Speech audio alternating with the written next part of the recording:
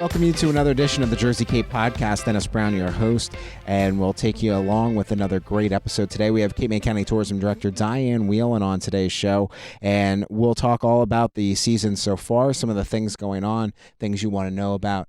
And as this episode's about to go out, it is going to be one day away from August. August, one of the busiest times we have here at the Jersey Cape. People really like to get those vacations in this month right before the summer ends with schools going back into session. I know it's crazy to start thinking about, but, you know, the college kids will be going back in just a few weeks, and, you know, parents have to start doing their back-to-school shopping later this month, so... it's certainly a busy time of year. Lots of people enjoying the Jersey Cape this time of year. And, of course, into the fall as well. But, you know, people want those beach weekends before it gets too late. Today we're going to briefly talk about some of the historical attractions you can check out before we get to our guest today. As we mentioned, Diane Wieland, Tourism Director of the county. First, let's look at the Cape May Lighthouse, which was built back in 1895, just a couple miles away from the city of Cape May. Breathtaking views there that you can check out. It is a bit of a hike to get up, obviously. It'll give you a little bit of a workout, but certainly well worth it. You can check out so many beautiful sights from the top of the lighthouse. And, you know, it's also fun just to take photos of the lighthouse, you know, with the scenery, landscape, get a little distance there. Some great photos come out from the lighthouse. Next thing that we're going to highlight is the Naval Air Station Wildwood Aviation Museum. They have an assortment of great educational activities there. And, of course, they have their big Airfest event, which will take place on Labor Day weekend. It returns this year from August 31st to September 3rd. So if you're looking for something to do in a few weeks, you'll definitely want to check that out. They have some great musical acts like the Animal House Band and Victory Bells. And also, they also do a lot of fun activities with really showing you some of the historical aircrafts and some of that kind of stuff. So the Airfest, really fun to check out. And the Naval Air Station Wildwood's website you can go to is usnasw.org. So go check them out. Lots of great activities there throughout the year, and a lot of fun. We also want to talk about the historic Cold Spring Village. They are a real fun place to check out with the whole family. A lot of fun activities there. It gives you kind of the 18th century feel of what it was like to live in that time. Their website is hcsv.org. And they have a ton of fun activities. They do some ghost walks coming up on Thursdays and Saturdays. They have the Down the Farm weekend. They also have a classic car show August 11th and 12th. Seafarers weekend, August 25th and 26th.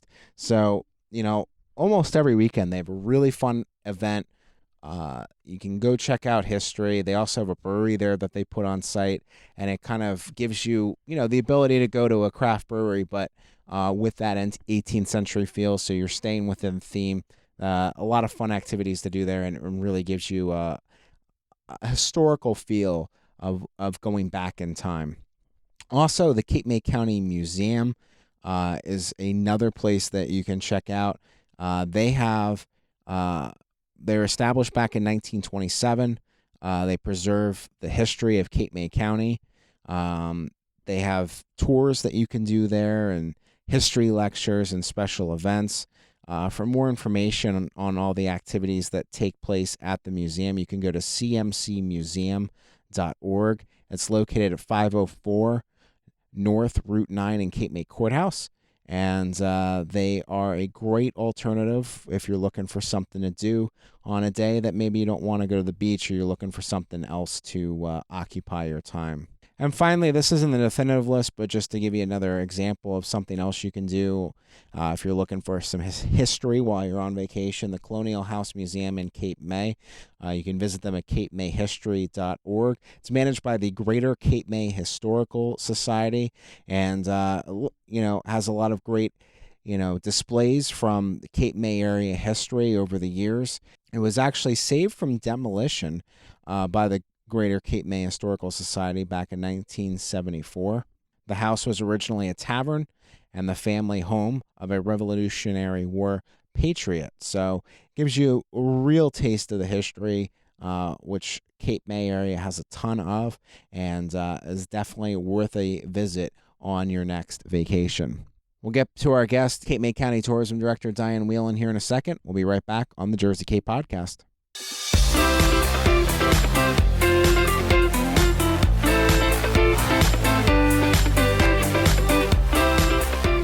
We're back here on the Jersey Cape Podcast. Dennis Brown here, joined by Cape May County Tourism Director Diane Wieland. And Diane, so far it seems like a pretty nice summer. We've had some real stretches of really nice weather as well. A couple rain spots here and there, but there was about 3 or 4 weeks there we were doing really good. And August always seems to be such a great time of year anyway. So looking ahead, it looks like we're set for a good second half of the summer. Everything we do in Cape May County, especially during the summer months, is so weather driven. So, good weather is always a good sign. Hot weather is even better because it drives more people for last minute vacation decisions or getaways to, head to the shore. So that's always good. Rain weather, sometimes it helps. It helps the retail areas. It helps some of the indoor attractions. So sometimes you need a little of both to keep everyone happy. But we are looking forward to a strong August, as well as having, a pretty good July. Now, one of the episodes we did earlier this year, and something obviously near and dear to your heart's the zoo. Cape May County Zoo celebrated its birthday this year. And, when I was talking to the guys over there, they've talked about how the attendance has spiked year over year recently. They've seen some really big increases, and they've made some great investments over there. I know that the county oversees that. If you could talk a little bit about the zoo, because what used to be, and this was from their words, what kind of used to be something that you do maybe on not as good a day, it's now being kind of planned as this is one of the days of the vacation. We're going to the zoo. That has happened over the years, probably the last 5 years especially, and we're doing a lot more marketing to let people know that the zoo is there. And what we find, and when we're talking to families, is, they come on vacation, they're on a budget, and it doesn't take long to get off the budget because there's a lot of, fun things that families want to do that maybe they didn't include. But a day at the zoo, the zoo is free. Parking is free. Of course, they would like to see donations, and our visitors are very generous when it comes to donations. So we think that it is becoming more of a focal point, something to do, certainly something to get you back on your budget. And the entire family enjoys the zoo. They do such a great job over there. One of the comments we hear when we're out on the road is the number of animals, how well they're kept, the gardens, the grounds, and how clean it is. So it's definitely a source of pride for all of Cape May County, and no longer the best kept secret. Absolutely. And of course, one of the other big things that we have here is, the great selection of beaches. We're always getting ranked, Cape May County beaches from Ocean City to Cape May, the Wildwoods, all of them are always getting ranked in the tops in the state. And recently, over the past, 5 or 6 years, a lot of national recognition as well from the TripAdvisors and some of those. When you're, talking and getting the word out there about, what we have going on down here, I mean, obviously that's where it starts. If you could talk about, how it's grown, we're obviously, regionally, a lot of people looked at how great it was, but now we're getting national recognition a lot of times for some of these communities. It's, a lot of the social media, digital outlets, they have been such a big help for us because they get our message far beyond what we normally do. We market in a 300-mile radius, and then all of a sudden you're part of the social media scene and you're getting, notoriety throughout the country. These best of recognition that we get are so important for all of us, but they get our message out there. It's mostly the people's choice. It's not us making decisions that we're the best beach. It's not, it's just the people they're doing these surveys and people are naming us. So that makes it even better for us and more special because we're getting that third party testimony that everything is really good and they love the beaches and they're best places to go. So it puts a smile on our faces. People like to go to these locations. If that's where everyone's going, they want to be there. So that definitely helps us to identify where we are, who we are, and bring us visitors from a further reach than we normally can do. Now, as well, we've had a lot of growth in this area with the breweries, wineries, which has helped I think extend the season A lot more weddings are taking place year round down in this area. Not that they weren't before, but now there's other venues that they can go to year round. What has that meant for the area? Because, and it has provided, again, something else for people to do. And, so people also like to do these, wine tours where they'll, hit 2 or 3 places in a day and try different varieties. And, obviously our wineries have gotten some great national recognition. Well, those are all great attractions. And when people make a decision to go away, it's not necessarily, they're going to go to one specific place. They want to go and they want to experience, an attraction. So if it's wineries or if it's beaches or if it's farm to, table, any of the activities that we have, even if the sporting activities becoming a very important venue for us, they're looking for those activities. Where can they find them? And if they can find them in Cape May County, we're marketing them as such. And what happens is now they have more things to do and they either come back again. It gives them a compelling reason to come back, but it also helps in extending the stay. And we are finding that the wineries especially are new to the area and a new attraction, and they're open year-round for the most part. So they're giving our visitors a reason to come back, and we're starting to see that's the connection with growth in the fall season and also now into the winter season, that these are the attractions that are bringing people back, and also we're seeing that they're the attractions that are allowing other businesses to stay open longer or to remain open well into the late fall. And, talking about fall, I mean, as this comes out, it'll be in the middle of the summer, but people, will be and are starting to make their reservations for September and October. They want to come back and explore. And I know that there's been a real effort to talk about these year-round attractions and things that we have going on. And some of the towns are already basically close to 12 months, especially when you look at places like Cape May and, the Christmas activities they have there and, some of the other things the other towns are doing. As you talk to people, your division here, department goes out to a lot of the travel shows and talks to people. You do a lot of the marketing. What is the great selling point for coming back fall and even winter now for Cape May County? Well, first, it's easier to bring someone who's familiar with your area back at a different time of the year. And what we're using as that is the expansion of attractions. Nature-based activities are huge for visitors. We're finding that 41% of our visitors that come in the summer come back in the fall. Some are even coming back in the wintertime.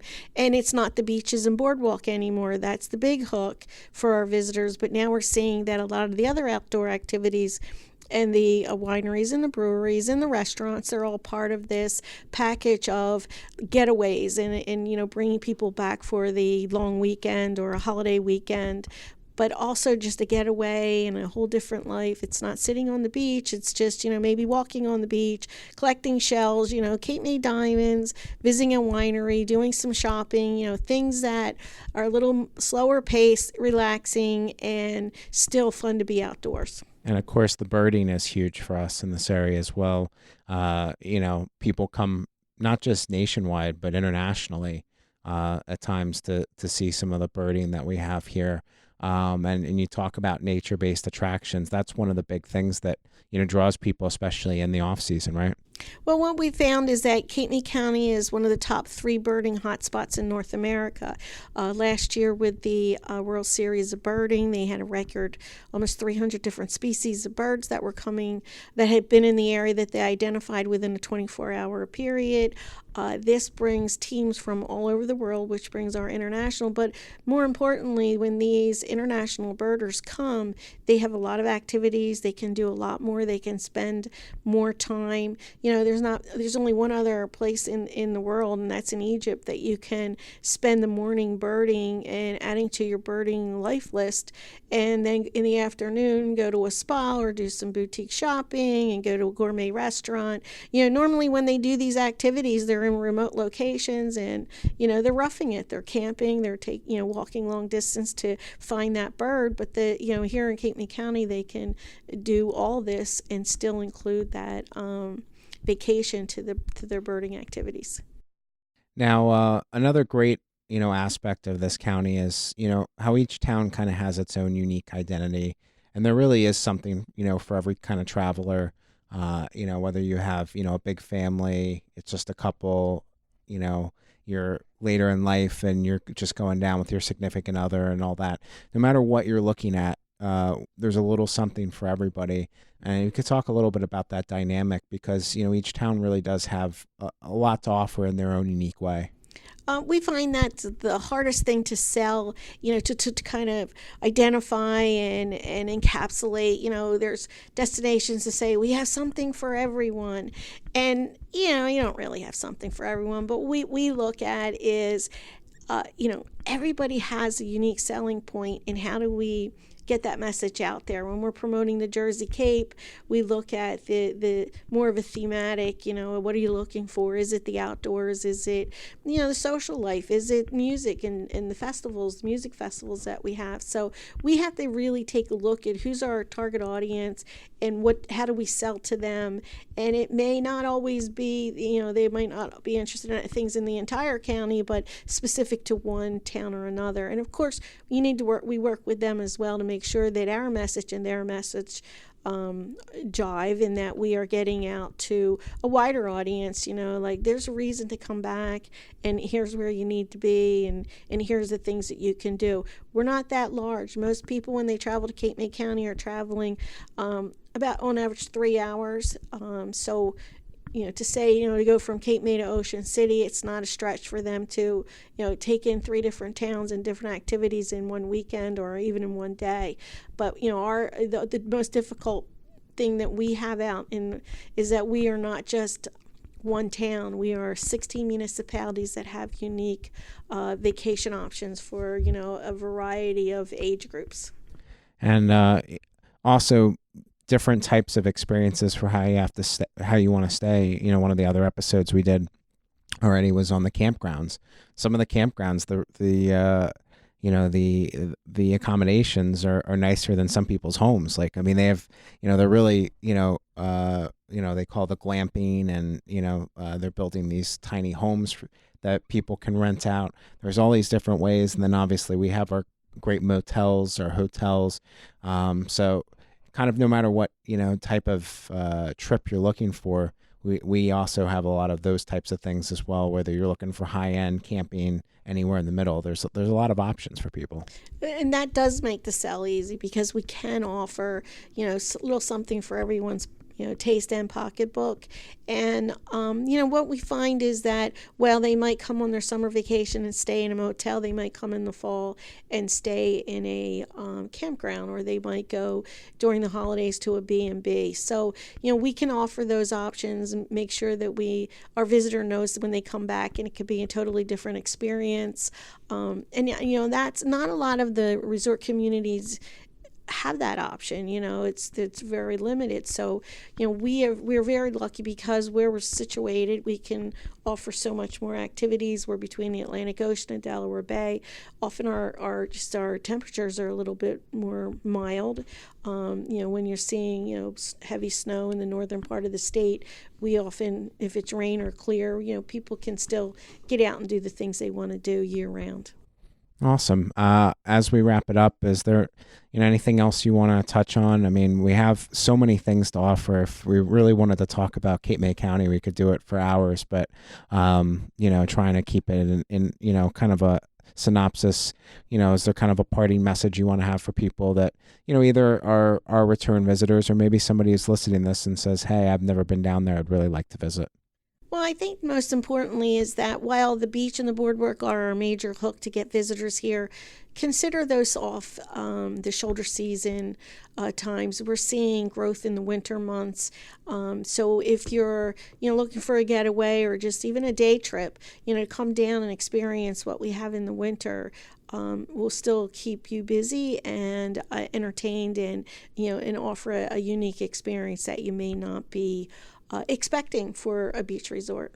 Awesome. Well, that was Cape May County Tourism Director Diane Wieland. We'll be right back in a minute here on the Jersey Cape Podcast.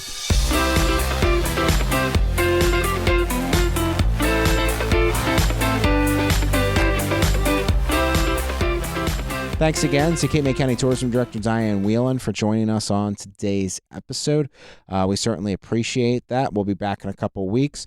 keep you updated on everything going on at the Jersey Cape. Also want to remind you to make sure that you subscribe to our podcast, which you can get multiple places, including the iTunes store. You can also get it from Google Play, Spotify, Stitcher, post it up on Facebook, YouTube. So a lot of different areas you can get the podcast, and definitely worth a listen, and hopefully subscribe if you like what you've been hearing. I've been Dennis Brown with the Jersey Cape Podcast. Have a great day.